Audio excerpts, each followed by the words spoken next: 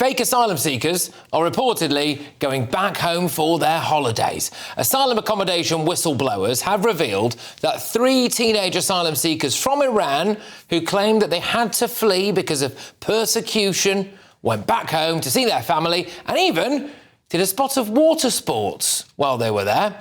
They also wanted to go back home to celebrate Eid. Well, I mean, you don't have to go anywhere for that, do you? They could just do it at Bradford Mosque. Eid al-Fitr is a celebration that comes at the end of the month of Ramadan, and it's known as breaking of the fast. And this year, the Bradford Central Mosque are hosting something really special. Or turned on BBC One and they would have live streamed the whole thing for you. They could also have just made their way to the capital. It is wonderful to be in Trafalgar Square celebrating Eid on the square, celebrating Eid al-Fitr with so many thousands of people. The wonderful thing about London is we celebrate our diversity. We see diversity as a strength, not a weakness. Gosh, if you gave Sadiq Khan £1 for every time he said that diversity is our strength, I wonder how rich he'd be. But anyway, the whistleblower is a man called Darren Jennings, who worked for an asylum accommodation company. Now, he claims that one Iranian man went home for a whole 2 months. Then another asylum seeker told him that he planned to go back to Iran, having heard about the first chap. The whole thing was allegedly being funded by another asylum seeker in Britain. I mean, the killer quote from Mr. Jennings is this: if you're saying that you've left the country because it's unsafe and then you're choosing to travel back there, it doesn't make sense. Well, I do hate to disagree with Mr. Jennings here, but I think it actually makes perfect sense. It makes perfect sense if you are willing to take the view that Britain is being invaded by a significant number of totally fake asylum seekers who make up false claims to come to Britain for the free housing, free healthcare, free education, free mobile phones, in some cases, free driving lessons. In fact, really, it's free everything, isn't it? And this is not an isolated incident. 2 years ago, Border Force revealed that asylum seekers were caught at an airport going home for Christmas. The quote from a Border Force official was, "We do find a lot of people who've claimed asylum in this country and are heading back to their own country for holidays," which obviously isn't allowed. Well, I think we should allow it. We just shouldn't allow them to come back again. So when people shout, "Go back to where you came from," to an asylum seeker, they're often called racist. But it turns out that some asylum seekers probably just think you're a travel agent. This is happening everywhere. Afghan asylum seekers in Germany were going on secret holidays back to the Taliban-run nation. Germany wants to strip them of their asylum status. In Sweden, they are stripping asylum seekers of their status if they holiday back home. But what do we think will happen here in Britain? Probably nothing. As has been pointed out, the Home Secretary does have the power to do this through the Nationality and Borders Act of 2022. So why aren't they doing it? This is a massive slap in the face to you, me, everyone we know, British taxpayers. You pay for these fake asylum seekers to live the life of Riley while your cost of living goes through the roof. And then it turns out some of them have been going home for a jolly up all along. Using the internet without a VPN, a virtual private network, is a bit like taking to the road without car insurance. All it takes is one unlucky moment to cost you a lot of cash. This video's sponsor is Private Internet Access. They are the VPN to help keep you safe. Click the link in the description below to find out why over 30 million people have downloaded PIA to protect themselves online. A virtual private network is an app that hides your IP address and helps keep your data private. When you're browsing the internet at home, you give up a large amount of data to businesses, to shops, and indeed to social media giants too. Hackers have the ability to steal your personal data with ease, including sensitive information such as passwords, keystrokes, and even your personal photos.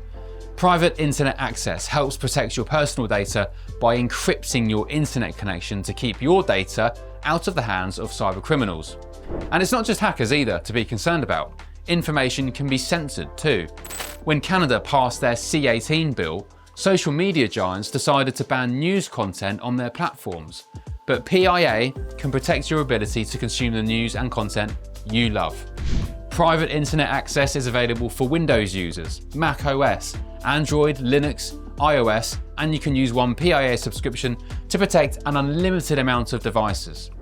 And we've got a huge GB News discount for you too. Click the link in this video's description and you'll get a massive 83% off PIA. That's under £2 a month, the price of a coffee, and you'll get an extra 4 months completely free on top. Also, there's a 30-day money-back guarantee too. Visit piavpn.com/GB News to start protecting yourself digitally today.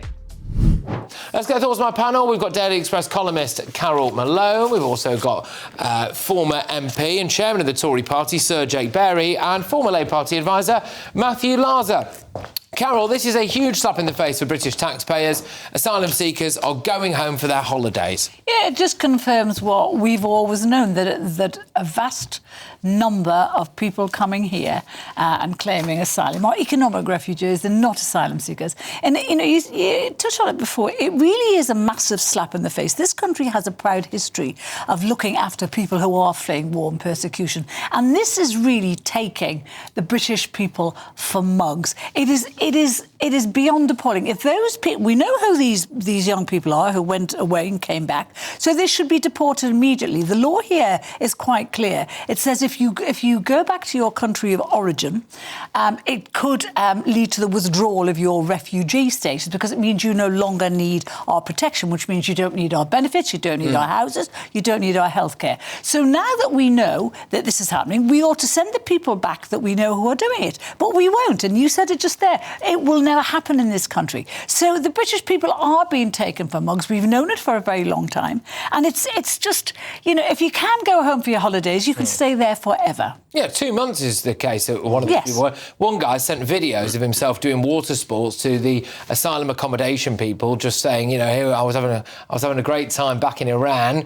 But I mean, Jake, this is ridiculous. It was so bad in Iran for these poor men who had to flee persecution that they've gone back there for Eid.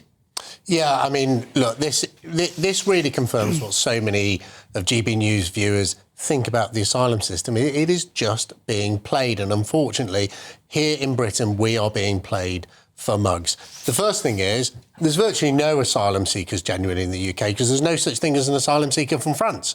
The thing about asylum is, you're meant to claim asylum in the first country you arrive in. No problem with France. It's a perfectly nice place. Lots of Brits go there on holiday. Yes. Why are these people even in the UK at all? And then to have a situation where the Home Office issues them travel documents but allows them to return, so it issues them travel documents to go there and then allows them back to go on holiday in this supposedly worn, torn, dangerous country where they're going to be persecuted and murdered. It is absolutely absurd. And as you say, the Home Secretary's got the power to do something about this. We passed this through Parliament in 2022 when I was in government.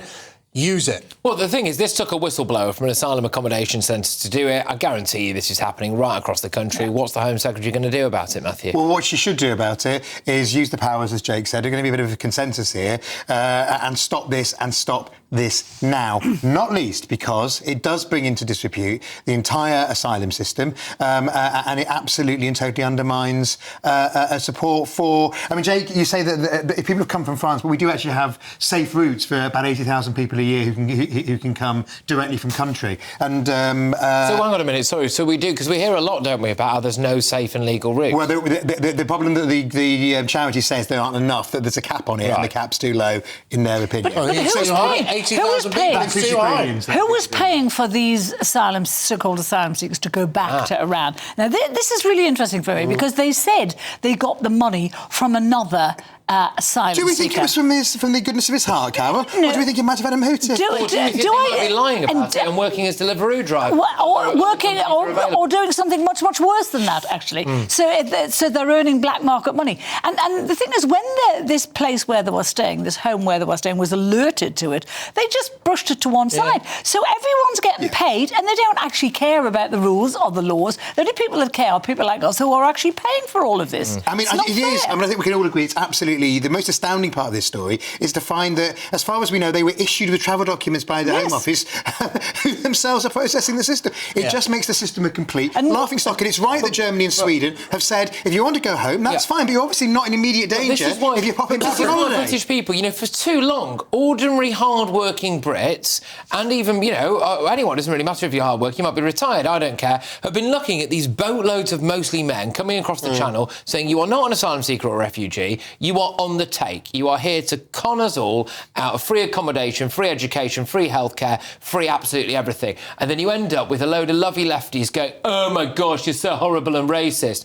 Well, this guy, the guy who whistle blew on this actually said he was called a racist by other people who reporting it. He ended up leaving his job. And what this is, and actually, it would be so easy to sit here and blame the Labour Party. I'm actually sure this probably happened under the Conservative government as well. Yes, I'm sure. But this does speak to the absolute incompetence of the British Home Office. They have a massive backlog of asylum claims when they should just have a big stamp that goes, no, send them all off. But Jake, this is easy.